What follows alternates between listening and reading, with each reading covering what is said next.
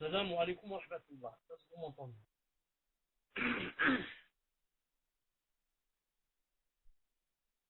Alhamdulillah.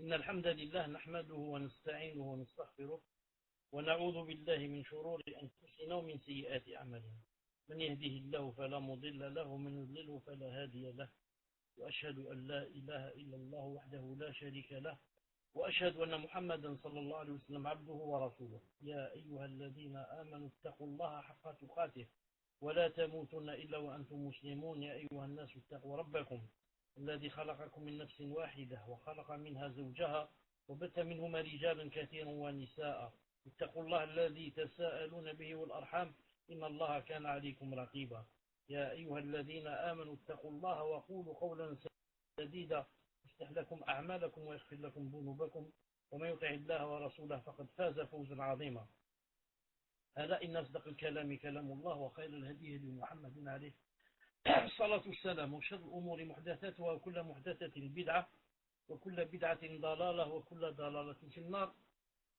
Donc, marhaban bikum dans le salon en cette soirée du samedi 1er Rabi' al-Awwal 1437 de l'Hégire, correspondant au 12 décembre 2014, bi'idhnillahi ta'ala. Donc, avec le mal et le remède, le cours numéro 29, bi'idhnillahi subhanahu wa ta'ala. Donc, c'est 2015. On est en 2015 et non pas en 2014.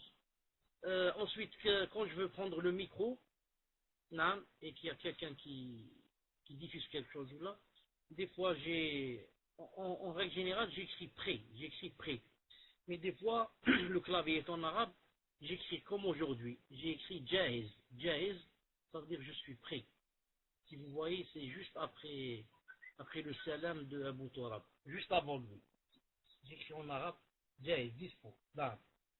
معلش ما فيش مشكل, pour celui qui n'a pas vu ما فيش مشكل. Donc, on s'était arrêté, si vous vous souvenez, la fois passée, dans le cours, par rapport aux grands péchés. Est-ce que ils sont déterminés par un nombre ou non? Comme on a dit en arabe, هل يعتبرون بالحد أم بالعد. Il dit ici, parmi ceux qui ne leur ont pas donné de nombre déterminé. Certains disent que tout ce qu'Allah Azza wa Jal a interdit dans le Coran constitue un péché majeur. Et tout ce que le messager alayhi salam a interdit constitue un péché mineur. Certains ont dit comme ça. Tout ce qui est interdit dans le Coran, c'est un péché majeur. Tout ce qui est interdit par le prophète alayhi salam dans un hadith, c'est un péché mineur. Or ça, ce n'est pas vrai. Pourquoi ce n'est pas vrai? Car le prophète sallallahu alayhi wa sallam a interdit beaucoup de choses qui sont quoi? Qui sont des grands péchés. A interdit beaucoup de choses qui sont de grands péchés. Comme le fait, par exemple, le fait de s'approcher de sa femme par sodomie. C'est des hadiths clairs, il a dit faqad kafar. S'il a dit faqad kafar, même si c'est pas le grand kufr, mais ça devient vraiment un péché, pas des moindres. C'est comme celle qui s'épile, c'est les grands péchés. Pourtant c'est pas dans le Coran, c'est dans les hadiths authentiques. Donc cette règle, comme on dit en arabe, fiha un nadar, cette règle citée ici. Pour d'autres, toute interdiction accompagnée d'une menace de malédiction, de colère ou de châtiment constitue. Le son est faible. Une seconde, Inch'Allah. Une seconde, je vérifie. Le son est faible. Une seconde. Est-ce que chez les autres, le son est aussi faible? Chez les autres, est-ce que le son est faible? Ou bien seulement chez la personne? Salam alaikum wa rahmatullahi wa barakatuh. Pour ceux qui nous écoutent via la radio, Cheikh fait un réglage de son micro. Il ne va pas tarder, Inch'Allah. Barakallahu fikum. Salam alaikum. Dites-moi si c'est la même chose ou là il y a quelque chose qui a changé. Là si c'est la même chose, c'est mieux. Alhamdulillah. Taïb. Donc je disais, parmi ceux qui ne leur ont pas donné de nombre déterminé au péché majeur, certains disent que tout ce que Allah Azza wa Jalla a interdit dans le Coran constitue un péché majeur. Et tout ce que le messager alayhi salam a interdit dans la Sunna constitue un péché mineur. Et on a vu que cette chose n'était pas vraie. Pour d'autres, toute interdiction accompagnée d'une menace de malédiction, de colère ou de châtiment constitue un péché majeur. Et ce qui n'est pas accompagné de cela constitue un péché mineur. Pour d'autres encore, tout ce qui entraîne l'application d'une peine légale en ce bas monde ou un châtiment dans l'au-delà constitue un péché majeur. Et tout ce qui n'entraîne rien de cela constitue un péché mineur. On a également dit que tout ce qui est illicite dans l'ensemble des législations constitue un péché majeur. Et tout ce qui est illicite pour une législation, mais pas pour une autre, constitue un péché mineur. Pour d'autres, tout ce que Allah Azza wa Jalla et son messager ont maudit constitue un péché majeur. Et pour d'autres encore, les péchés majeurs sont ceux mentionnés au début de Sourate An-Nisa, jusqu'à sa parole, parce que Allah Ta'ala dit « In tajtanibu kaba'ira ma tunhawna anhu, nukaffir ankum sayyi'atikum wa nudkhilkum mudkhalan karima » Si vous évitez les grands péchés qui vous sont interdits, nous vous pardonnerons vos péchés et nous vous ferons entrer en un lieu honorable. Donc, Sourate An-Nisa, verset 31. Sourate An-Nisa, verset 31. Est-ce que vous êtes avec moi? Alhamdulillah. Donc vous voyez qu'il y a une grande divergence entre les savants par rapport à c'est quoi les grands péchés. C'est combien leur nombre. Non, il y a une grande divergence. Quant à ceux qui n'ont pas distingué de péché majeur et mineur, il y en a d'autres qui disent il n'y a pas de péché majeur et mineur, il y a les péchés, c'est tout. Ils ont dit, c'est quoi leur argumentation, c'est quoi? Ils ont dit que tous les péchés, au regard de ce qu'ils constituent comme outrage, désobéissance et opposition à l'ordre d'Allah, sont des péchés majeurs. Ils ont dit tous les péchés. Si on va voir maintenant, par rapport à ce qu'ils constituent comme outrage, désobéissance et opposition à l'ordre d'Allah Azza wa Jal, sont des péchés majeurs. Donc pour cela, il n'y a pas de péché mineur. Pour ce groupe de savants, les péchés, ce sont tous des péchés majeurs. Vu quoi? Vu ce qu'ils constituent comme outrage, désobéissance et opposition à l'ordre d'Allah Azza wa Jal. Ibn al-Qayyim dit, la considération de celui au commandement duquel on a désobéi et dont on a bravé les interdits implique que tous les péchés soient majeurs, car tous sont semblables dans ce méfait. Non. Vu à qui tu as désobéi, il dit, tout devient péché majeur. Ils ont dit, ceci est illustré par le fait que les péchés ne nuisent pas et n'ont aucune incidence sur Allah Azza wa Jal. Non, les péchés ne nuisent pas à Allah Azza wa Jal. Donc pour lui, aucun n'est plus grand que l'autre. Tous les péchés, ils ont dit par rapport à Allah Ta'ala, sont semblables. Puisque tous les péchés, qu'ils soient grands ou petits, ne lui nuisent pas. Donc il n'y a pas de petits et grands. Ils sont tous grands. Non. Il a dit, donc pour lui, Allah Azza wa Jal, aucun n'est plus grand que l'autre. Ne reste alors que la désobéissance et l'opposition. Et il n'y en a en cela aucune différence entre un péché et un autre. Cela est également indiqué, il argumente toujours que les péchés sont toujours grands.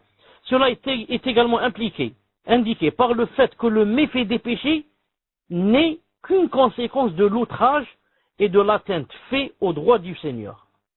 Ainsi, si un homme consomme de l'alcool ou bien a un rapport charnel illicite, sans croire que cela est illicite, il n'a pas dans son cœur que cela est illicite. Alors il aura joint l'ignorance et le méfait d'avoir commis un acte illicite. Alors il aura fait deux choses. L'ignorance, il ignore que c'est illicite, et deuxièmement, il a fait un acte illicite.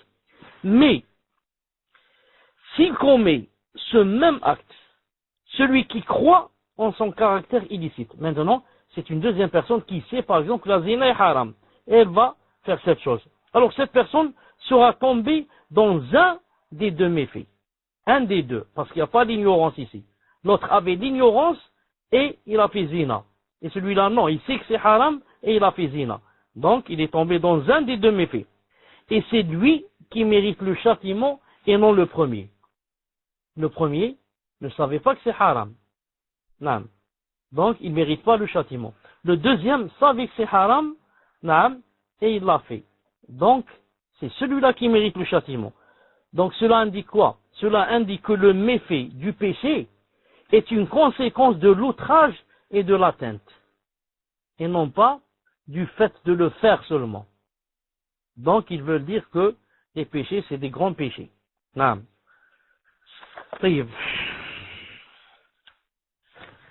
Aussi, il continue leur argumentation. Aussi, le péché implique un mépris de l'ordre et de l'interdiction de celui qui est obéi, et une violation de ses interdits.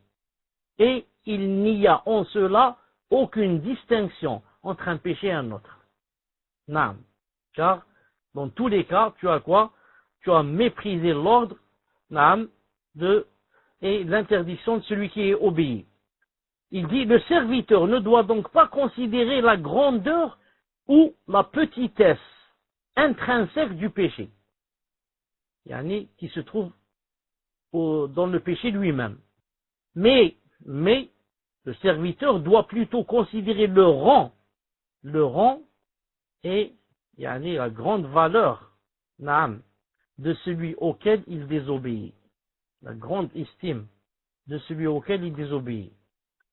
Et il doit aussi considérer la violation de son caractère sacré dans la désobéissance. Et il n'y a donc aucune distinction en ce cas entre un péché et un autre. Car, je donne un exemple, que tu fasses un petit péché ou que tu fasses un grand,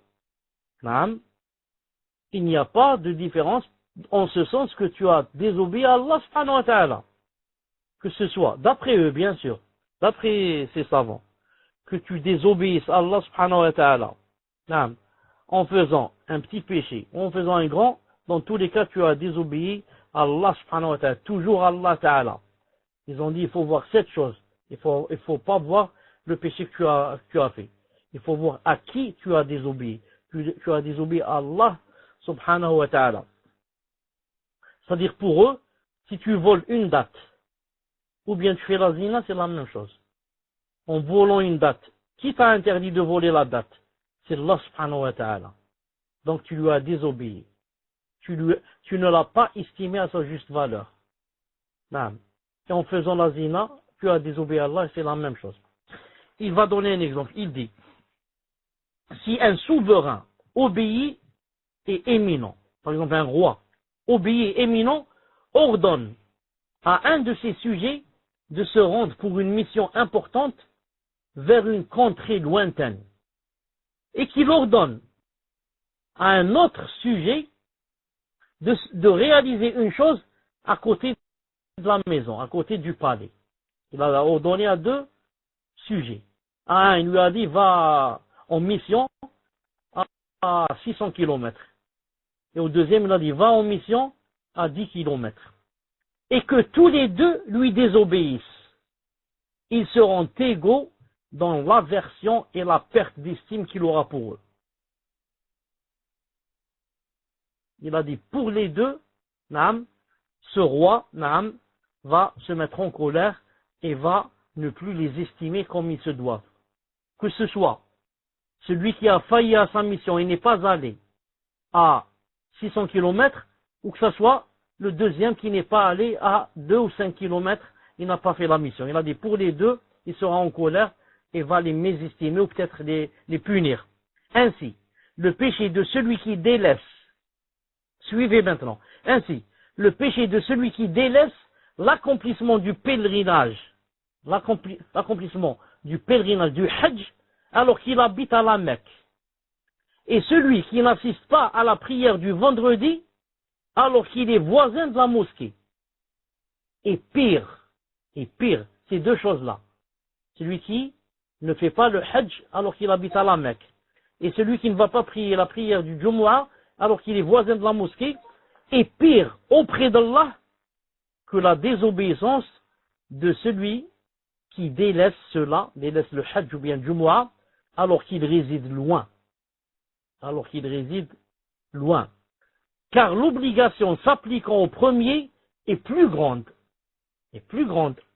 Il dit, si un homme détient 200 dirhams et n'en acquitte pas la zakat, et qu'un autre détient 200 millions de dirhams et n'en acquitte pas la zakat, il dit, ils sont égaux dans le refus d'accomplir l'obligation qui pèse sur chacun d'eux.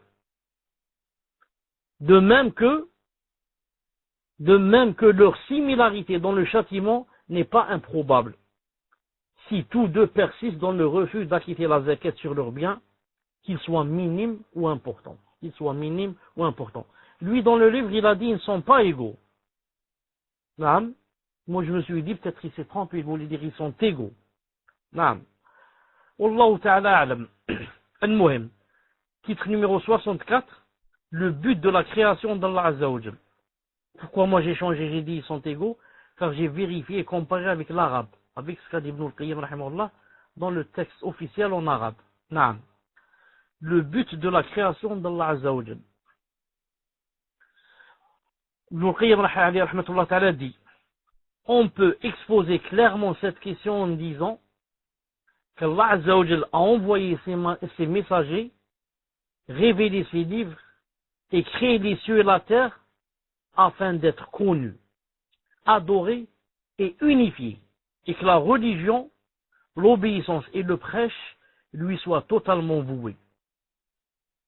Je répète, on peut exposer clairement cette question, c'est-à-dire le but de la création d'Allah, en disant qu'Allah Azza wa Jalla a envoyé ses messagers, révélé ses livres, et créé les cieux et la terre afin d'être connu, adoré et unifié, et que la religion, l'obéissance et le prêche lui soient totalement voués, Azza wa Jal, comme Allah subhanahu wa ta'ala l'a dit. Il a dit quoi? وَمَا خَلَقْتُ الْجِنَّ وَالْإِنسَ إِلَّا لِيَعْبُدُونَ.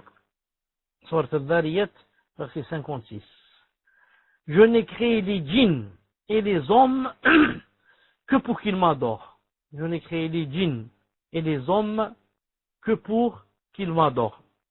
Il a dit aussi, وَمَا خَلَقْنَا السَّمَاوَاتِ وَالْأَرْضَ وَمَا بَيْنَهُمَا إِلَّا بِالْحَقِّ. Sourate Al-Hijr, verset 85. Et nous n'avons créé les cieux et la terre, et ce qui est entre eux, contre toute vérité. Contre toute vérité. C'est-à-dire, à une juste raison. Il a dit, Allah Azza wa Jalla, il a dit aussi, الله الذي خلق سبع سماوات ومن الأرض مثلهن يتنزل الأمر بينهن لتعلموا أن الله على كل شيء قدير وأن الله قد أحاط بكل شيء علما. Sourate Al-Talaq, verset 12. Allah est celui qui a créé 7 cieux et autant de terres. Entre les cieux et les terres, son commandement descend, afin que vous sachiez qu'Allah est en vérité omnipotent et qu'Allah a embrassé toutes choses de son savoir. Non. Taïb. Ici dans le verset, lorsqu'il a dit Allah Ta'ala qui a créé 7 cieux et autant de terres. Avec ce verset, certains savants ont pris comme jugement que donc il y avait 7 terres. Car il a dit, Allah qui a créé 7 cieux et autant de terres. Autant. Ça veut dire 7. Et il y a un hadith ou 2 ou 3 qui sont authentiques, qui disent que il y a 7 terres, et non pas une. 7 terres et non pas une. Mais le problème, c'est que, est-ce qu'il veut dire 7 couches ou il veut dire 7 terres? Abdullah ibn Abbas, radiyallahu ta'ala anhu, dans un hadith que Ibn Hajj al-Asqalani, dans Fath al-Bari, a dit c'est un hadith bon, c'est-à-dire Hassan. Qu'est-ce qu'il a dit? Il a dit 7 terres comme les nôtres, avec dans chaque terre des êtres humains et des messagers. Et avec Adam, et avec comme ça.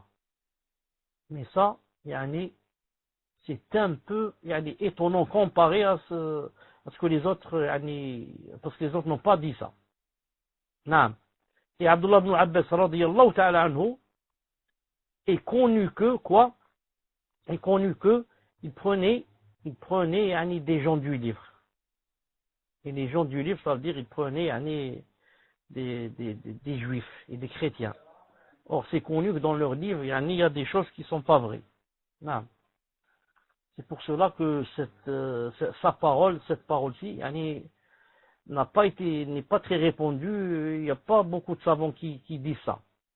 Moi, personnellement, je n'en connais aucun. Je ne sais pas s'il y a des savants qui ont pris de cette parole de Abdullah ibn Abbas, radiyallahu ta'ala anhu. Mais n'empêche que je sais qu'il y a des savants qui ont dit qu'il y a 7 terres, de vraies terres avec des soleils, la lune, etc. Mais moi je parlais par rapport à ce qu'il a dit, par rapport à Adam et alayhi salam, et il a dit nous, etc. C'est par rapport à ça. Et je disais, salam alaikum. Désolé pour cette déconnexion, cette déconnexion imprévue. المهم le Bailux, de temps en temps, il ferme tout seul chez moi. De temps en temps, je me trouve déconnecté. C'est pas pourquoi. Wallahu alam. المهم, il a dit, où est-ce qu'on était? Ensuite, Allah Azza wa Jal a dit dans le Coran, جعل الله الكعبة البيت الحرام قياما للناس والشهر الحرام والهدي والقلائد ذلك يتعلم أن الله يعلم ما في السماوات وما في الأرض وأن الله بكل شيء عليم. Allah a fait de la Kaaba, ou bien a institué la Kaaba, la maison sacrée, comme un lieu de rassemblement pour les gens. Il a institué le mois sacré, l'offrande d'animaux et des guirlandes, afin que vous sachiez que vraiment Allah Azza wa Jal sait tout, ce qui est dans les cieux sur la terre, et que Allah est vraiment omniscient. Tout ça, Ibn al-Qayyim est en train de parler de le but de la création d'Allah subhanahu wa ta'ala. Lorsqu'il a dit ici, le mois sacré, l'offrande d'animaux et les guirlandes. Ici, chez moi, il a dit les offrandes et les animaux de sacrifice. Il a dit comme ça. Donc, Allah a mentionné que le but de la création et du commandement, c'est quoi? C'est qu'il soit connu par ses noms et ses attributs. Adoré seul, sans qu'on lui associe quoi que ce soit, et afin que les gens établissent la justice, qui est l'équité sur laquelle ont été fondés les cieux et la terre. Comme Allah Azza wa Jalla a dit dans le Coran, لَقَدْ أَرْسَلْنَا رُسُلَنَا بِالْبَيِّنَاتِ وَأَنزَلْنَا مَعَهُمُ الْكِتَابَ وَالْمِيزَانَ لِيَقُومَ النَّاسُ بِالْقِسْطِ. Nous avons envoyé nos messagers avec des preuves évidentes et fait descendre avec eux le livre et la balance, afin que les gens établissent la justice. Le livre et la balance, le livre c'est bien sûr la charia, la balance la justice, hein? Non, la balance, afin que les gens établissent la justice. Le Qayyim dit, Allah Azza wa Jal a mentionné qu'il a envoyé ses messagers et révélé ses livres afin que les gens établissent la justice qui est l'équité. Et parmi les plus grandes formes de justice figure l'unicité, qui est le fondement et le pivot de l'équité. Alors que le shirk, le polythéisme, est injustice. Comme Allah Ta'ala dit dans le Coran, Inna shirka la dhulmun azim. Sourate Luqman, verset 13. Inna shirka la dhulmun azim. Le polythéisme est certes la plus grande des injustices. L'association à Allah est vraiment une injustice énorme. Une injustice énorme. La plus grande des injustices. C'est pour ça, on a dit la fois passée qu'il ne faut pas s'étonner si Allah Azza wa Jal va jeter les polythéistes éternellement en enfer. Pourquoi? Ils ont fait vraiment la plus grande des injustices. La plus grande des injustices. Le polythéisme est donc la plus grande iniquité. Et l'unicité, c'est la plus grande justice. Ainsi, ce qui est le plus opposé à ce but constitue le plus grand des péchés. Voilà, ce qui est opposé à ce plus grand but, qui est l'unicité, constitue donc le plus grand des péchés. Et la distinction dans le degré est fonction de l'opposition. Et ce qui est le plus en conformité avec ce but, avec Tawhid, constitue la plus impérative des obligations et la plus grande des impositions. Ibn al-Qayyim alayhi rahmatullah ta'ala dit, médite comme il se doit sur ce principe et considère le détail de cette question à travers lui, tu connaîtras ainsi la sagesse du plus grand des sages et des savants en ce qu'il a imposé et interdit à ses serviteurs, ainsi que la distinction entre les degrés des actes d'obéissance et de désobéissance. Ensuite il dit, puisque l'association à Allah Azza wa Jal est intrinsèquement, c'est-à-dire en elle-même, est intrinsèquement opposée à ce but, elle constitue le plus grand de tous les péchés. Et Allah Azza wa Jal a interdit le paradis à tout polythéiste. Il a rendu licite aux adeptes du monothéisme, c'est-à-dire aux croyants, son sang, le sang du polythéiste, ses biens, sa famille, et même le fait de le réduire à l'esclavage. En raison de quoi? De son abandon, de son devoir d'adoration. Allah Azza wa Jal a refusé d'accepter quelconque acte d'un polythéiste, aucune intercession en sa faveur, de répondre à son invocation dans l'au-delà et de pardonner ses fautes. Le polythéiste est le plus grand des ignorants, car il donne un égal à Allah Azza wa Jal parmi ses créatures. Et c'est là la plus grande ignorance et la plus grande injustice. Et le polythéiste ne nuit nullement à Allah, mais il se cause du tort à lui-même. Il se cause du tort à lui-même. Sauf ce verset où Allah subhanahu wa ta'ala dit ce qui suit. Regardez ce qu'il dit. Ici, je vous cherche le verset une seconde où Allah subhanahu wa ta'ala a dit إن شر الدواب عند الله الذين كفروا فهم لا يؤمنون. Une seconde. فهم لا يؤمنون. J'écris فهم لا يؤمنون. فهم لا يؤمنون. Avec l'espoir de trouver le verset facilement. Voilà le verset. Regardez ce verset. إن شر الدواب عند الله الذين كفروا فهم لا يؤمنون. Ça n'a pas donné avec la traduction, une seconde. Bon, ça n'a pas donné avec la traduction. Donc, regardez ce que Allah subhanahu wa ta'ala a dit d'eux. Il a dit, les pires bêtes auprès d'Allah Azza wa Jal sont ceux qui ont été infidèles et qui ne croient donc point actuellement. Donc, les pires bêtes. Non. Et encore, Dawab, c'est pas seulement bête, c'est tout ce qui marche sur terre. Donc les pires de ce qui marche sur terre, ce sont qui? Ce sont les kuffars. Non, ce sont les kuffars. Maintenant, il y a un titre qui dit quoi? Les intermédiaires déclenchent la colère d'Allah. Les intermédiaires déclenchent la colère d'Allah.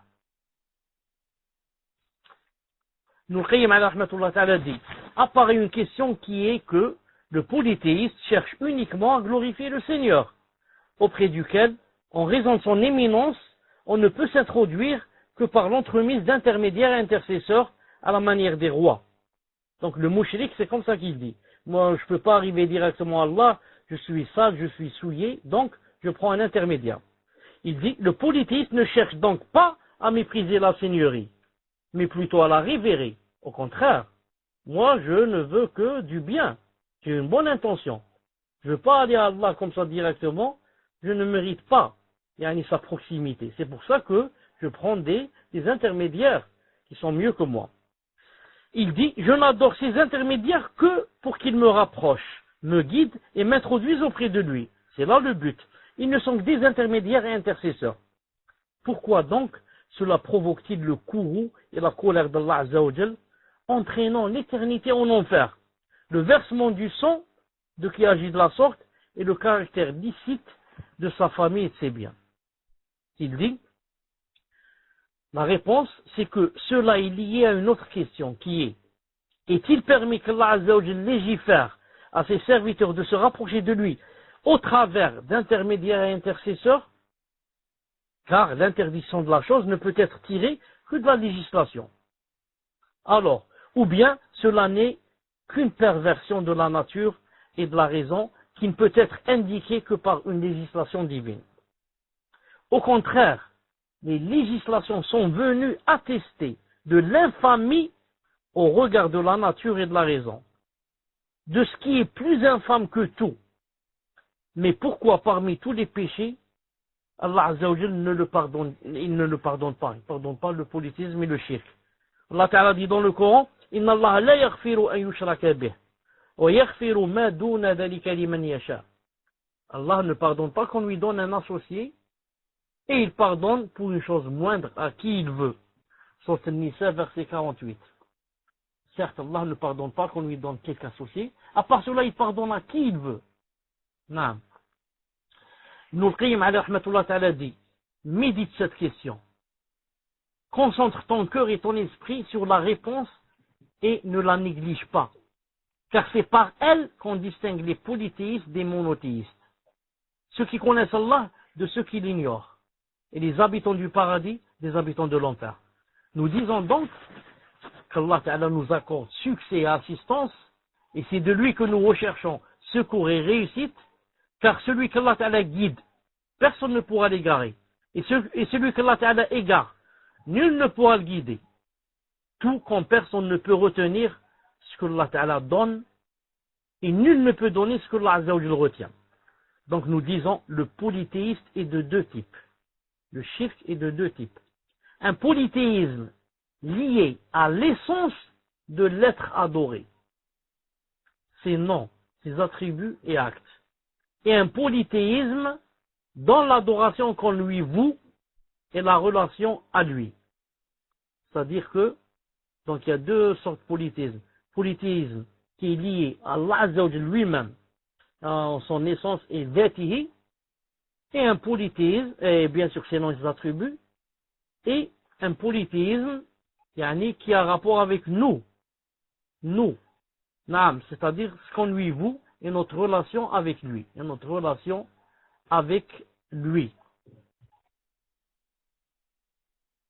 Le premier polythéisme, qui a rapport avec son essence Azza wa Jal, est de deux types.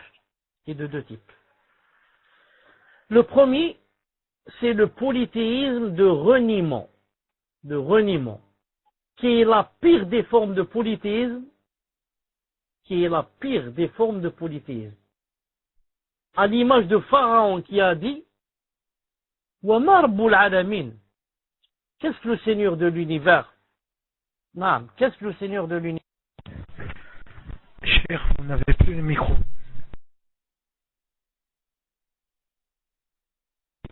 Ahsan, tabarakallahu fik. Jazakallahu khair de m'avoir fait remarquer ça. C'est comme ça qu'il faut faire. Car des fois, je suis en train de lire dans un livre, donc je ne vois pas ce qui se passe. Mais quand j'entends, c'est mieux. Le premier polythéisme est de deux types. Premier polythéisme, c'est-à-dire par rapport à ce qui est, par rapport à l'entité et l'essence d'Allah Azza wa Jal. Ses noms et ses attributs, il a dit, le premier c'est le polythéisme de reniement. Il renie. Comme a fait qui? Comme a fait Pharaon, lorsqu'il a dit, Omar Boul Alamin, il a dit à Moussa. Et qu'est-ce que le Seigneur de l'univers? C'est quoi? C'est qui ce Seigneur de l'univers? Donc celui-là, il renie carrément. Il dit, il n'y a pas de Seigneur de l'univers. Non. Allah mentionna que ce dernier, c'est-à-dire Pharaon, a dit à son ministre, qui s'appelle Haman, il lui a dit, Allah Ta'ala dit, وَقَالَ فِرْعَوْنُ يَا هَامَانُ ابْنِ لِي صَرْحًا لَعَلِّي أَبْلُغُ الْأَسْبَابِ أَسْبَابِ السَّمَاوَاتِ فأطلع إلى إله موسى وإني لأظنه كاذبا. Et Pharaon dit, ô Haman, bâtis-moi, construis-moi une tour. Peut-être atteindrai-je les voies des cieux, et apercevrai-je le Dieu de Moïse. Mais je pense que celui-ci est un menteur. C'est-à-dire Moussa est un menteur. Surat Ghafir, verset 36-37. Donc Pharaon renie carrément. Et Zama par moquerie, il demande à Haman, il dit, construis-moi une tour, je vais monter et voir, peut-être je vais voir le Dieu de Moïse. Mais, en fin de compte, dans mon fort intérieur, je pense et j'atteste que Moussa, alayhi salatu salam, est un menteur. Ici, les savants ont pris une chose, un jugement. Ils ont dit, cela prouve que Moussa alayhi salam a dit à Pharaon que Allah Azza wa Jal se trouvait dans les cieux. C'est pour ça que le Pharaon a demandé à son ministre de lui construire une tour pour montrer, voir si c'est vrai. C'est pour ça que les savants ont déduit et ont dit, toute personne qui dit que Allah Azza wa Jal est au-dessus des cieux, c'est-à-dire au-dessus de son trône, a un dogme moussaoui, un dogme et une aqida comme celle de Moussa. Et toute personne qui renie cela a un dogme de pharaonique. Pharaonique. Toute personne qui dit que Allah n'est pas au-dessus des cieux a une aqida similaire à l'aqida de Pharaon. Qu'Allah Ta'ala nous préserve. Le polythéisme et la négation sont corrélatifs. Qu'est-ce que ça veut dire? Ça veut dire que tout polythéiste est négateur. Et tout négateur est polythéiste. Mais le polythéisme n'implique pas le fondement de la négation. Le polythéiste peut reconnaître le Créateur et ses attributs, mais renier le droit du monothéisme.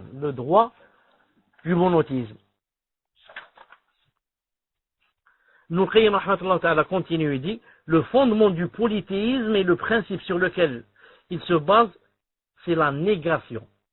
Le fondement du polythéisme, du shirk, et le principe sur lequel il se base, c'est la négation qui est de trois types. Premièrement, couper l'œuvre de son artisan et créateur. Trois types. La première, couper l'œuvre de son artisan et son créateur. Deuxièmement, nier la perfection d'Allah en reniant ses noms, ses attributs et ses actes. Troisièmement, nier dans la relation à lui ce que le serviteur doit respecter comme réalité du monothéisme. Donc trois choses. C'est dans ces trois choses, sur ces trois choses, que repose le shirk et le reniement. La première, couper l'œuvre de son artisan et de son créateur.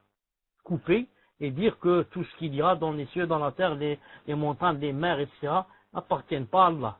Non, mais elles sont venues comme ça d'elles-mêmes, et la nature est comme ça. La deuxième, renier la perfection d'Allah en reniant ses noms, ses attributs et ses actes. La troisième, renier dans la relation à Allah Azza wa Jal ce que le serviteur doit respecter comme réalité du monothéisme.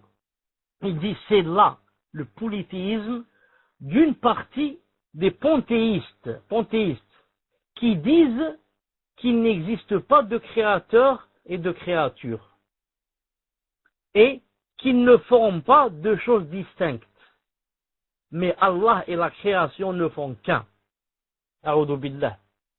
Comme disent ashab wahdat al-wujud et les autres. Ils disent ça ne forme qu'une seule chose. Il n'y a pas créateur et créature. Ce ne sont pas deux choses distinctes.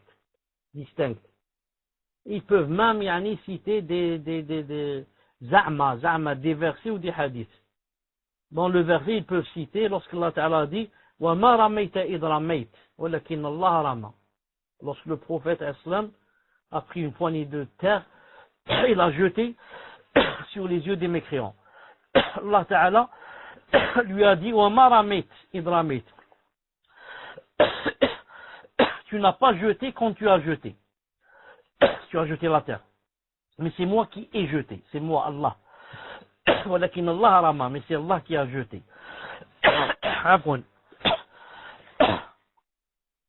Donc qu'est-ce qu'ils vont dire? Ils vont dire, vous voyez ici c'est clair que Allah Ta'ala lui a dit, ce n'est pas toi qui as jeté Mohammed, mais c'est moi qui ai jeté. Donc, on sait que c'est Mohammed qui a jeté, hein. Pourtant Allah Ta'ala lui a dit, c'est pas toi qui as jeté, c'est moi qui ai jeté. Donc Mohammed c'est Allah et Allah c'est Mohammed. Donc toi c'est moi c'est toi. Donc la créature c'est le créateur c'est la créature. Mais bien sûr, ceux qui ont dit comme ça, enfin, ils veulent feindre de ne pas savoir que, Allah Ta'ala a bien dit, ce n'est pas toi qui as jeté, mais c'est quand tu as jeté, mais c'est moi qui ai jeté. Donc Allah Ta'ala a bien dit que Mohammed a jeté la terre. Il lui a dit, ce n'est pas toi qui as jeté quand tu as jeté. Donc, quand tu as jeté. Donc, tu as jeté. Mais le vrai sens, ça veut dire, quand on jette, il y a deux choses. Tu prends, il s'est passé ici deux choses. Prendre la terre et la jeter, et faire arriver la terre qu'on a jetée dans les yeux des kuffars.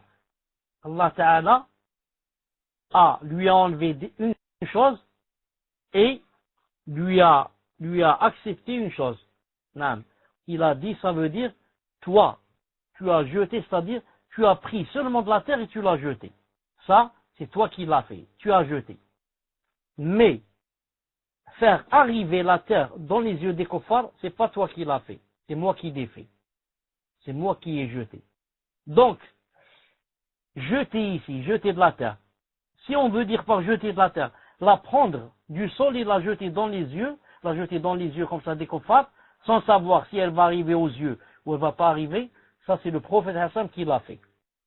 Mais, guider cette terre pour qu'elle arrive spécialement dans les yeux, ça c'est un acte d'Allah Ta'ala et non pas du prophète sallallahu alayhi wa sallam. Voici la vraie réponse de Al-Sunnah al-Jama'a par rapport à ce verset. Et ils vont citer le hadith du prophète sallallahu alayhi wa sallam comme quoi il a dit Abdi mariftu falam ta'udni walam tazurni. Oh mon serviteur, je suis tombé malade et tu ne m'as pas rendu visite.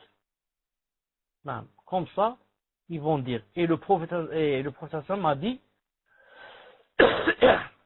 Ya Allah, comment tu peux tomber malade? Alors, Allah Azza wa Jalla va répondre, si tu étais venu me rendre visite,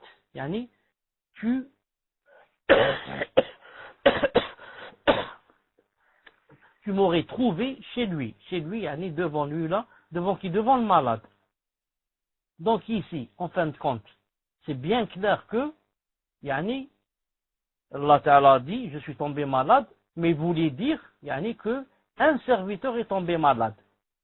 Mais tellement c'est important qu'il fallait rendre visite, c'est comme si c'était moi qui tombais malade, alors que moi je tombe pas malade.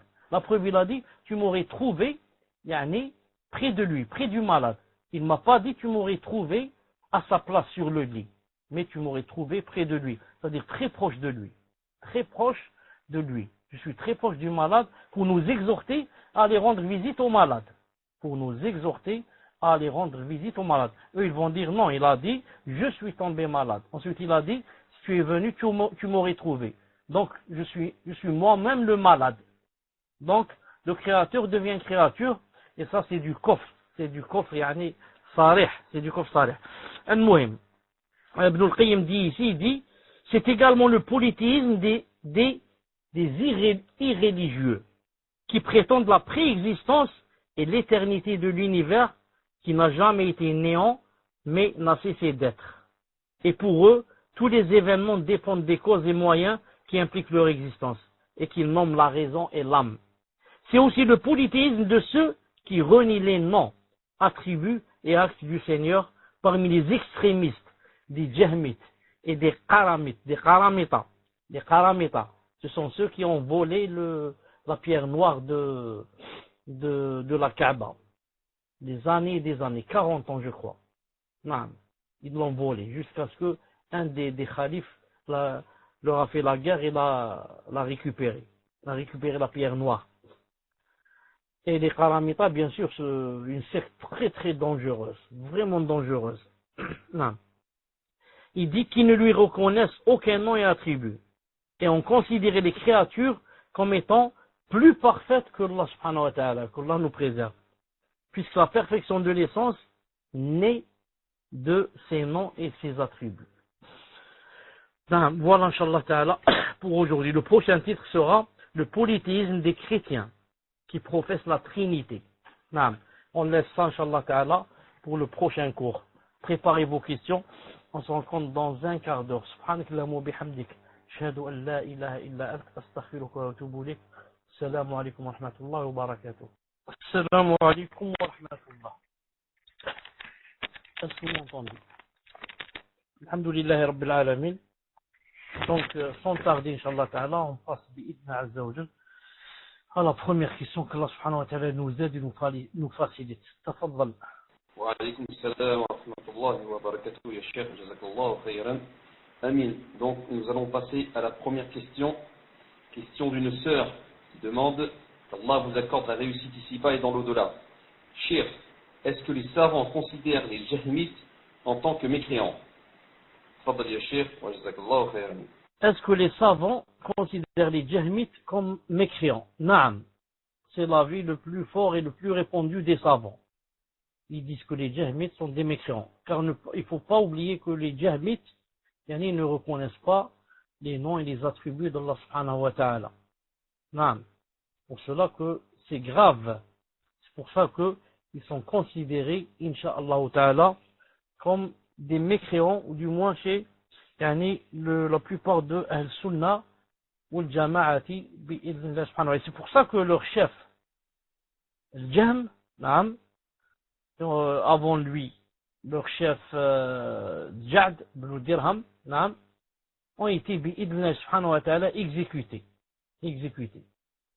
Et ce qui prouve exécutés pour leur aqida, leur fausse aqida. Il y a même un livre de Ahmed ibn Hanbal rahimahullah ta'ala, où il atteste carrément de leur coffre bi'idhnillah ta'ala. Tfaddal. Jazakallahu khayran ya Cheikh. Nous allons passer à la deuxième question. Deuxième question, question d'un frère. Ahsanallahu ilaykum. Concernant le hadith suivant, s'agit-il du grand shirk ou du petit shirk? Donc le hadith est celui-ci. D'après Abdullah ibn Abbas radiyallahu anhuma, lorsque l'alcool a été interdit, les compagnons du prophète sallallahu alayhi wa sallam marchaient les uns vers les autres et disaient l'alcool a été interdit et a été mis comme équivalent à l'association, rapporté par Tabarani et authentifié par Sheikh Al-Bani dans sa Sahih Taghrib numéro 2371. Fadal ya Cheikh. Wa alaykoum salam. Par rapport à ce hadith, où il est dit que les Sahaba radiyallahu ta'ala anhum, lorsque l'alcool a été interdit, marchaient les uns vers les autres et disaient l'alcool a été interdit, a été mis comme équivalent à l'association. A été mis, c'est-à-dire cité avec lui, dans l'interdiction, cité avec lui. Donc, il est son équivalent. Mais, ce qu'il faut savoir, c'est que quand quelqu'un boit de l'alcool, on va voir, est-ce qu'il a bu en ayant dans le cœur la reconnaissance du statut illicite. Il reconnaît qu'il est illicite. Dans ce cas, on va dire que quoi? Il a fait un grand péché. Mais si par contre, il dit je ne reconnais pas qu'il est illicite. Je dis qu'il est licite de le boire. Dans ce cas, il a fait quoi? il a fait un grand shirk, il a fait du kufr, il est sorti de l'islam. Si par contre il le boit en reconnaissant qu'il est interdit, c'est un grand péché et c'est un shirk, mais pas un grand, qui fait sortir de l'islam. Car comme dit Cheikh Ibn Uthaymin rahimahullah ta'ala, lorsqu'il a expliqué Kitab Tawhid, il arrive à un paragraphe où il dit que tous les péchés, sont en quelque sorte un shirk. Comment ils sont un shirk? Ils sont un shirk en ce sens que tu as délaissé ce que Allah Ta'ala t'a ordonné de faire, ou alors le contraire, tu as fait ce qu'il t'a ordonné de ne pas faire, donc tu as suivi ton âme et délaissé le commandement d'Allah Azza wa Jal. En ce sens, tout péché est un shirk. Tout péché est un shirk en ce sens que tu suis ton âme et tes désirs et tu laisses ce que Allah subhanahu wa ta'ala t'a ordonné de faire ou t'a ordonné de délaisser. Tu ne le fais pas. Non. Mais sinon, comme j'ai dit, ça devient un grand shirk, le boire l'alcool, si on ne reconnaît pas le statut de son illicéité, qu'il est haram. Et si quelqu'un reconnaît qu'il est haram et le boit, il a fait un grand péché. Tfaddal. Wallahu ta'ala alam. Tfaddal. Jazakallahu khayran ya Cheikh. Nous allons passer à la troisième question. Question d'une sœur. Jazakallahu khayran Cheikh pour le temps que vous nous accordez. Lors du dernier cours, nous avons vu que certains savants citent 7 péchés mortels qui font partie des grands péchés. Mais y a-t-il d'autres grands péchés qui nécessitent à repentir pour ceux qui pensent qu'il n'y en a que 7? Et si oui, comment connaître tous les péchés majeurs qui existent afin de les éviter? Je recommence. Et si oui, comment connaître tous les péchés majeurs qui existent afin de les éviter? Donc, lors du dernier cours, nous avons vu que certains savants, donc vous avez remarqué, nous avons vu, c'est pas, vous avez dit, al-muhim, que certains savants disent 7 péchés mortels qui font partie des grands péchés. Mais y a-t-il d'autres grands péchés qui nécessitent un repentir pour ceux qui pensent qu'il y en a 7 uniquement? La phrase, je ne l'ai pas comprise. Mais y a-t-il d'autres grands péchés qui nécessitent un repentir pour ceux qui pensent qu'il y en a 7 uniquement? Je dis, si une personne pense que les grands péchés, il n'y en a que 7, donc, elle n'a pas à se repentir de quelque chose qui n'est pas péché. Donc, je n'ai pas compris ce qu'elle veut dire. Si une personne dit qu'il n'y a que les grands péchés sont seulement de l'ordre de 7, du nombre de 7, donc quoi? Donc c'est de ces 7 qu'on doit faire Tawba Nasuh. C'est de ces 7 qu'on doit faire Tawba Nasuh. Mais vous savez, Inch'Allah Ta'ala, que l'avis le plus juste, c'est qu'il n'y a pas seulement 7 péchés. Mais il a dit ici, alayhi salam, 7 péchés mortels. Mortels. Sinon, les grands péchés sont vraiment nombreux. C'est pour ça la personne dit, ici oui, comment connaître tous les péchés majeurs qui existent afin de les éviter? Les péchés majeurs, en général, c'est pas toujours juste, mais en général, ce sont tous les péchés cités dans le Coran et la Sunna qui sont suivis de quoi? Sont suivis ou bien de la malédiction, ou bien Allah Ta'ala dit celui qui fait ce péché ira en enfer, ou bien qu'il sera brûlé, ou bien qu'il sera maudit, ou bien ça demande une peine légale, lapidation, coup de fouet, ou bien il dit que Allah Ta'ala ne va pas lui parler au Qiyamah s'il fait ce péché, ou bien ne va pas le purifier, ou bien ne va pas lui parler, ou bien ne va pas le regarder, et comme ça. À chaque fois qu'il y a un péché, il y a derrière lui que s'il fait ce péché, il a telle et telle chose, les savants disent, comme Ibn Taymiyyah rahimahullah, ils disent que c'est la preuve que c'est un grand péché. Naam, cher, je ne sais pas si vous avez fini. Bon, je vais passer à la prochaine question. Question numéro 4. Question numéro 4. Sallallahu ilaykum, cher, je voudrais savoir si le fait de porter un collier pour la femme constitue un acte de polythéisme. Fadal cher, wa jazakallahu khayran. Donc je crois que cher a été déconnecté. Bon, Alem, je ne le vois plus dans la liste. Donc je pense que cher a été déconnecté. Donc nous allons patienter pour son retour, Inch'Allah. Barakallahu fikum. Salam alaikum. Tfadal si vous êtes là, j'étais déconnecté. Tfadal. Ah, mes chers, jazakallahu khayran, nous allons passer à la quatrième question. Sallallahu ilaykum, mes chers, je voudrais savoir si le fait de porter un collier pour la femme constitue un acte de polythéisme. Tafadal, mes chers, jazakallahu khayran. Est-ce que c'est possible de nous dire, ou de me dire, yani, que veut dire la personne par collier en arabe? Donc, si vous me le permettez, cher, on va passer le temps que Frère Fawzi demande. Si vous voulez, on passe à la cinquième question pour ne pas perdre de temps. Donc, la cinquième question. Assalamu alaikum mes chers. Je n'ai pas compris la différence entre monothéisme et polythéisme. Pouvez-vous m'éclairer? Barakallahu fikum. Je n'ai pas compris la différence entre monothéisme et polythéisme. Pouvez-vous m'éclairer? Barakallahu fikum. Le cher a toujours un problème de connexion. Frère, Inch'Allah, donc il nous avait prévenu, il nous l'avait dit que des fois son Benelux se déconnectait. Donc le revoilà, alhamdoulilah. Fadal cher. Alors je pense que cher, vous avez inversé les rôles là. La réponse c'est vous qui nous la donnez, c'est moi qui posez les questions, Inch'Allah, parce que si vous attendez mes réponses à moi, je pense que tout le monde va s'enfuir. Donc alors Inch'Allah, on va passer à la quatrième question. Assalamu alaikum mes chers, je voudrais savoir si le fait de porter un collier pour la femme constitue un acte de polythéisme. Donc on me dit en whisper, pour la chaîne c'est une fine chaîne en or avec un cœur en symbole ou autre dans un but esthétique. Donc la chaîne, elle est en or avec un cœur, un symbole ou autre dans un but esthétique. Donc le fait de porter une chaîne, avec un cœur ou autre, n'a rien à voir avec, n'a rien à voir avec le polythéisme. Où est ici le polythéisme?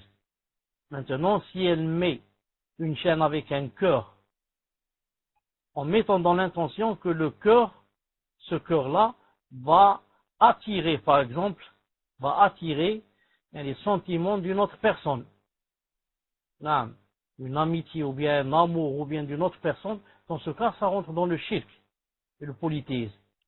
Et si par contre, c'est juste pour un but esthétique, c'est juste à but esthétique, pour le mari ou pour la famille ou pour ça n'a rien à voir. Certains disent que le cœur est une déesse. Je n'ai jamais entendu cela. On me dit en whisper, certains disent que le cœur c'est une déesse. Je n'ai jamais entendu, ni vu, ni lu cela.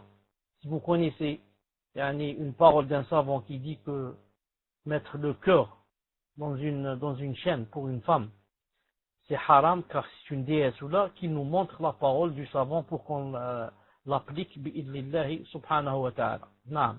Tfaddal. Naam, il y a des fatwas, Inch'Allah, on vous les fera passer. Donc, bi'idnillah, on va passer à la cinquième question. Cinquième question, question d'un frère, je pense, vu le pseudo. Assalamu alaikum mes chers.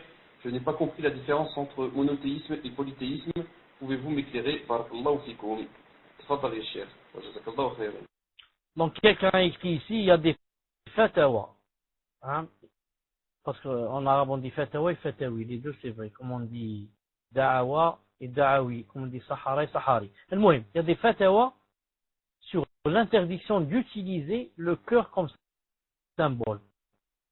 Je ne connais pas ces fatawa, je ne les ai jamais lus. Si ce sont des fatawa de grands savants connus, donc c'est pas la peine de chercher ailleurs. Donc ça devient interdit bi'idhnillahi ta'ala. Car si les savants ont dit quelque chose, les grands savants, ça veut dire qu'ils ne parlent que sur des preuves. Il faut juste être sûr. Et pour que mon cœur moi aussi soit apaisé, il faudrait que vous m'envoyiez quelques-unes ou la une bi'idhnillahi subhanahu wa ta'ala. Al-Muhim. Donc, qu'est-ce qu'il y avait après ça? Si c'est possible de redire la dernière question qui vient après cela. Tfaddal. je n'ai pas compris la différence entre monothéisme et polythéisme. Monothéisme et polythéisme, pouvez-vous m'éclairer? Barakallahu fikum. Monothéisme, c'est, en arabe, c'est tawhid.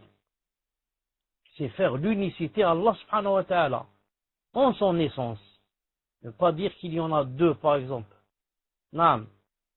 En ses noms et en ses attributs. Les attributs de l'Azza. Et en ses actes aussi. Non. Et ça, bien sûr, ça demande beaucoup de détails. Et aussi, entre dans le monothéisme, d'adorer Allah subhanahu wa ta'ala sans lui rien associer. Sans lui rien associer, bi'idnillahi ta'ala. Non. Prier donc pour lui, égorger pour lui, faire les adorations pour lui, c'est le shirk. On peut lui faire le shirk en lui, azza wa jal.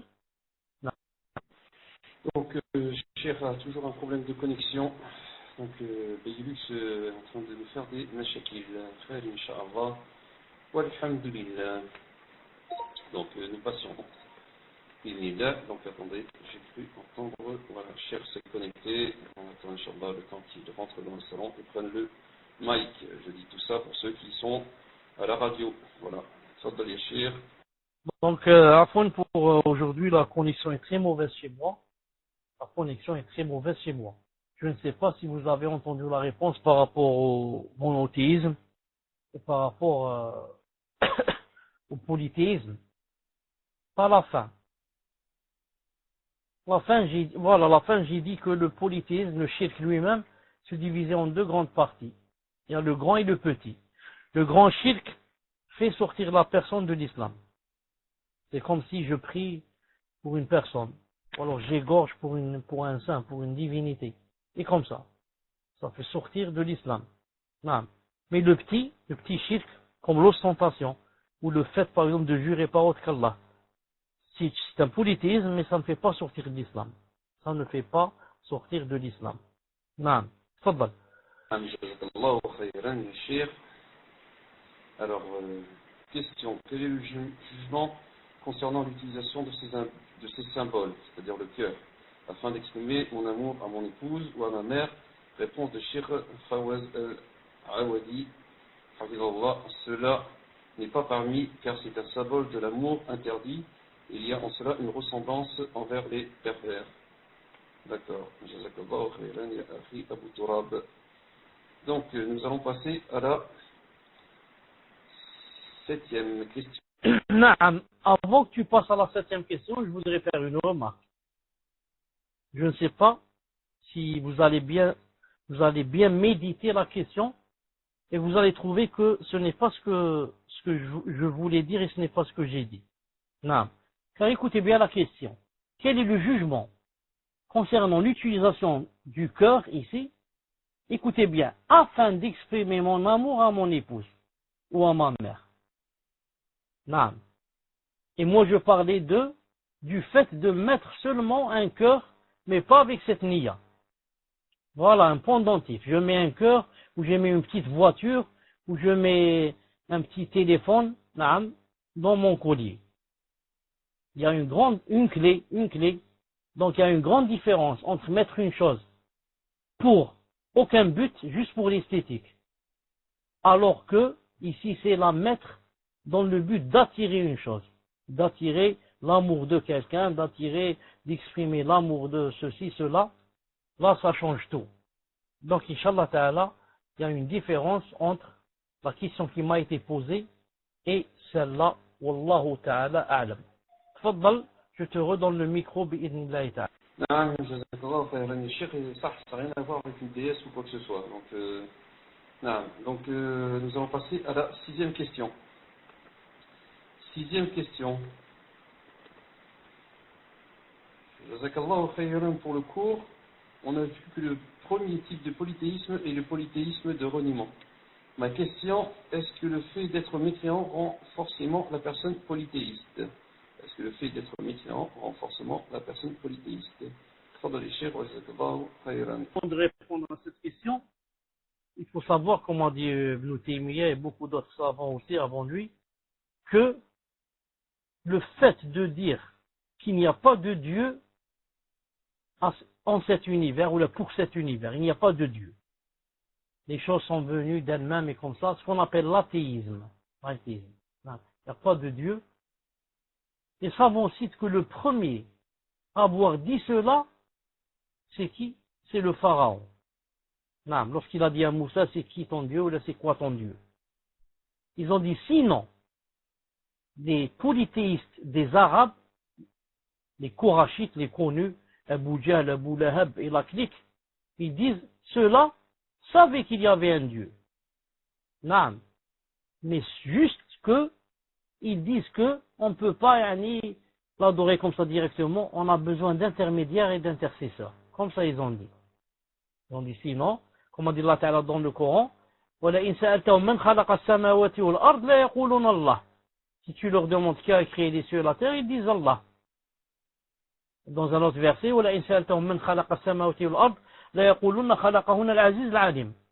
tu leur demandes qui a créé les cieux et la terre, ils vont dire c'est l'Aziz et l'Alim qui les a créés. Ça veut dire Allah, ils connaissent même certains de ses noms. Donc, c'est pas non seulement ils reconnaissent qu'il y a Allah, mais ils reconnaissent même qu'il a des noms. Des noms. Par contre, ils ne reconnaissent pas les attributs. المهم. Donc la question ici, est-ce que le fait d'être mécréant, donc je disais, il n'y avait pas de l'athéisme. Le premier qui a dit ça, c'est Pharaon. Mais maintenant, de nos temps, c'est très courant, l'athéisme. Et beaucoup de gens sont devenus athées. Ils ne croient en rien. Contrairement aux kuffars des Arabes. Aux kuffars arabes, les Kourachites.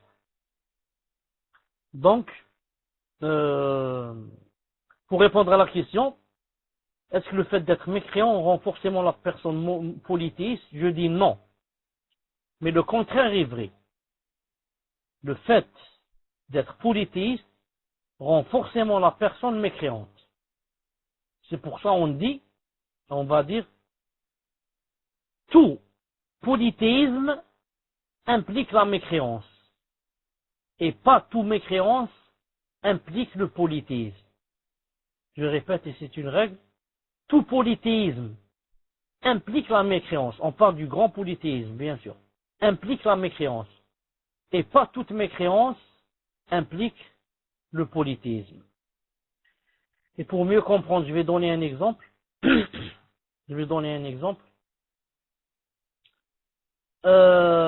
Quelqu'un qui va jeter le Coran par terre et l'écraser comme ça avec son pied. Qu'est-ce qu'il a fait? Il a fait de la mécréance. Et il n'est pas devenu polythéiste. Il n'a pas fait du shirk. Non. Il n'a pas fait du polythéisme. Mais toute personne qui va dire que moi, par exemple, j'adore Allah subhanahu wa ta'ala, en même temps j'adore une statue, ça c'est quoi? C'est de l'associationnisme, du polythéisme. Mais ça implique qu'elle est devenue mécréante. Donc, je répète, tout polythéisme implique forcément la mécréance. Et pas toute mécréance implique le polythéisme et le shirk. Qui est le shirk? Tfadal.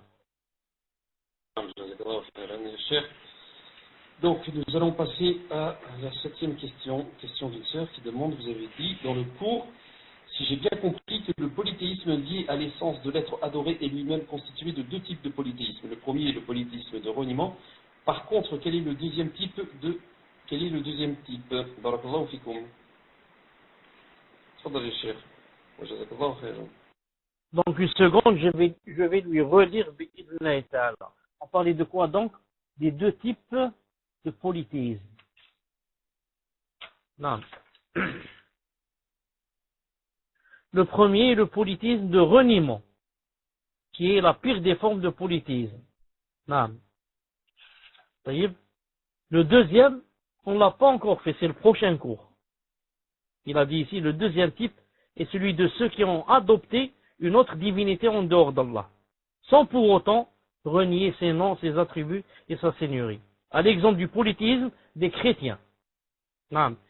Qui ont fait le troisième de Allah Azza wa Jalla, le troisième de trois, et qui ont fait du Messie une divinité, ainsi que sa mère. On va laisser ça, Inch'Allah Ta'ala, pour le prochain cours, bi'idhnillahi ta'ala. Donc on est seulement au premier type. Tfaddal. Jazakallahu khayran, ya Cheikh. Nous allons passer à la 8e question, question d'un frère. Sallallahu ilaykum, Cheikh, nous avions vu dans le cours précédent que parler sur Allah Azza wa Jalla sans science est du shirk. J'aurais voulu savoir ce qui est plus grave, le shirk ou parler sur Allah sans science. Ou leur mal est-il du même degré? J'espère que j'ai été clair. Tfaddal Cheikh, wa jazakallahu khayran. Cette question me fait un peu, pas rire, mais elle m'étonne un peu. Pourquoi? Parce qu'il dit, nous avons vu que parler sur Allah, c'est du shirk. Parler sur Allah sans science, c'est du shirk. Ensuite, il dit, qu'est-ce qui est plus grave? Le shirk ou parler sur Allah sans science? Alors que lui-même reconnaît, il dit que c'est du shirk. Ou bien il dit, peut-être, ou leur mal est-il du même degré. Naam. Quand il a ajouté cette phrase, maintenant je commence un peu à mieux comprendre. Je dis le shirk.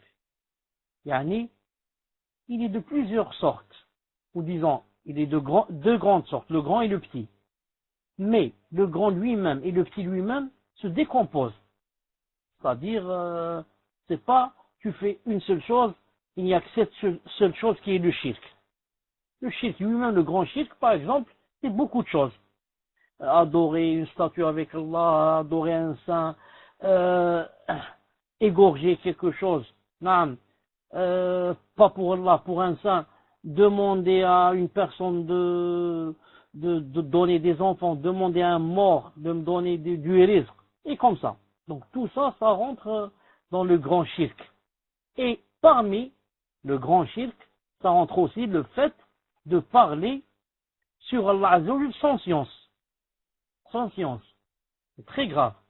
Je vais parler maintenant sur Allah subhanahu wa ta'ala, j'ai pas de science. Donc qu'est-ce que je vais dire? Donc je vais inventer des choses. Je vais dire Allah subhanahu wa ta'ala, par exemple, n'a pas les mains. Non, c'est pas possible que Allah ta'ala ait des mains. Il a deux mains, c'est pas possible. Allah ta'ala n'a pas de mains. Donc je vais ou bien renier des choses, ou bien lui inventer des choses. Je vais dire Allah subhanahu wa ta'ala a des cheveux. A des cheveux noirs. Et comme ça, astaghfirullah. Inventer des choses sans savoir si vraiment il y a ça ou il n'y a pas. Et ensuite, ça c'est, je parle de lui-même, son entité. Et ensuite, je vais passer aussi à sa sharia. Je vais parler sans science. Je vais dire, Allah a interdit de boire le jus de raisin. Parce que le jus de raisin, ça ressemble un peu au vin. Non, c'est parce que du raisin, on fabrique le vin. Donc le jus de raisin est interdit. Et je vais donc interdire des choses, ou alors le contraire. Ou alors je vais autoriser des choses qui sont interdites. Et je vais pas, tout ça, ça rentre dans le shirk, donc je vais inventer une nouvelle législation, une nouvelle sharia. qu'Allah Ta'ala nous préserve. Voilà, Inch'Allah Ta'ala, la réponse. Wallah Azza wa Jal a'lam. Tfaddal. Jazakallahu khayran, Cheikh. Nous allons passer à la 9e question, 9e et avant-dernière question. Question d'un frère, qu'Allah préserve le Cheikh et les membres de l'équipe qui l'entourent. Ma question est la suivante. Quand le Cheikh Hafidahullah a parlé des 7 terres, est-ce qu'elles correspondent aux planètes que nous connaissons telles que Mars, Saturne, Mercure, Pluton, etc. Ou est-ce que ce sont ces planètes ou d'autres présentes dans une autre galaxie?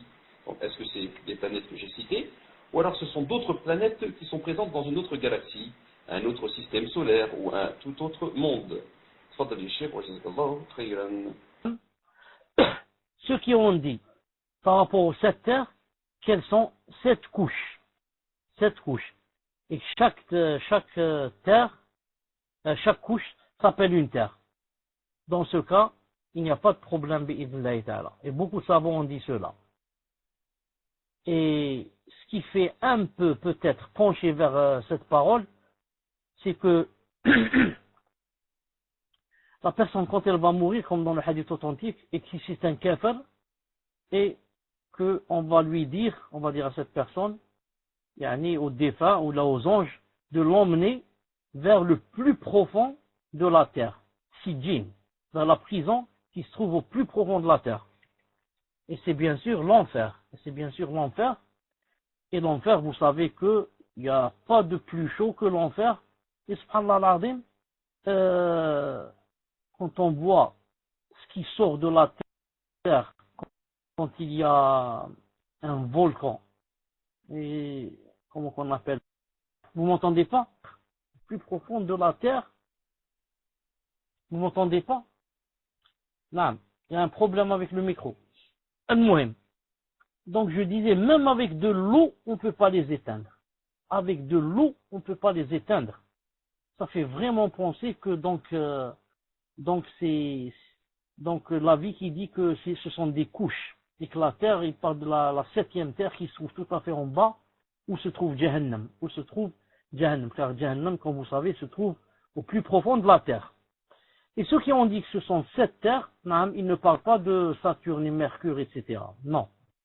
Ils parlent d'une terre comme la nôtre, comme ça dans une autre galaxie, avec un soleil propre à elle, une lune, étoile, comme ça. Non. Ceux qui ont dit ce sont 7 terres séparées et non pas 7 couches, on dit 7 terres comme la nôtre, mais dans d'autres galaxies et non pas Mars et Saturne et Mercure et Pluton. Non. Tfadal. Naam, jazakallahu khayran, Cheikh. Donc nous allons passer à la 10e et dernière question, puis après, Cheikh, je vais vous envoyer un lien, ou alors soit je le lirai, vous me direz, Inch'Allah, mais nous allons passer à la 10e et dernière question. Donc la 10e et dernière question, si Allah nous destine par exemple à l'enfer, est-ce que cela voudrait dire qu'on fait des efforts dans nos actes et notre foi pour rien? Fadali Cheikh, wa jazakallahu khayran. Inch'Allah ta'ala, je vais répondre dans 2 minutes. Donnez-moi une pause de 2 minutes et je réponds, Inch'Allah ta'ala. Je répète la 10e question. Alors, la 10e question, si vous m'entendez, Inch'Allah, est-ce qu'il y a du son? Est-ce qu'il y a du son? Alhamdulillah. Si Allah nous destine par exemple à l'enfer, Allahumma ya fadna, est-ce que cela voudrait dire qu'on fait des efforts dans nos actes et dans notre foi pour rien? Est-ce que cela voudrait dire qu'on fait des efforts dans nos actes et notre foi pour rien? Est-ce que vous m'entendez? J'ai beaucoup de coupures. Hein. Fawzi, quand il parlait, Mohamed Ben Hassan, beaucoup de coupures. Malish, puisque vous m'entendez, alhamdoulilah, je vais profiter avant que le son ne parte. Si Allah nous destine par exemple à l'enfer, est-ce que ça voudrait dire qu'on fait des efforts dans nos actes et notre foi pour rien? Vous m'entendez, vous confirmez?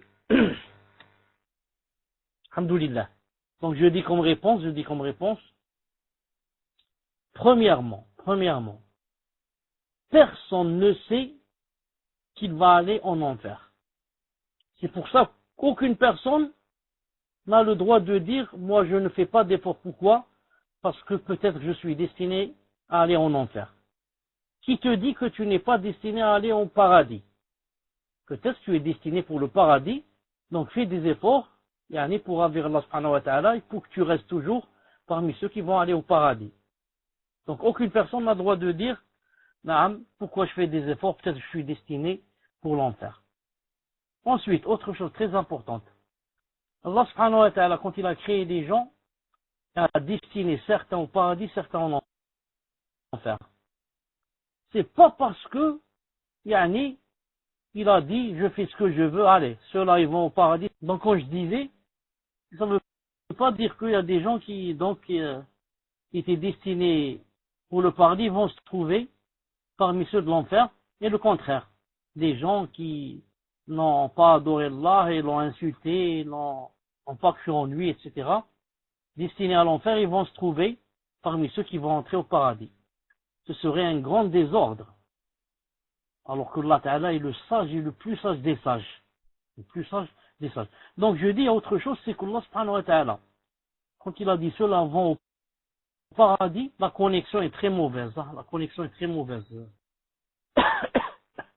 Je disais que Allah Ta'ala a fait, pour celui qui rentre au paradis, lui a donné des causes. Comme il a dit dans le Coran, وَنُودُ أَنْتِكُمُ الْجَنَّةُ أُورِثْتُمُوهَا بِمَا كُنْتُمْ تَعْمَلُونَ. Et on a appelé, yani Yawm al-Qiyamah, que ce paradis, vous l'avez mérité des causes que vous avez faites, des œuvres que vous avez faites. Donc il y a quoi? Il y a des causes qu'on doit faire. Donc la personne, le musulman, qu'est-ce qu'il doit dire?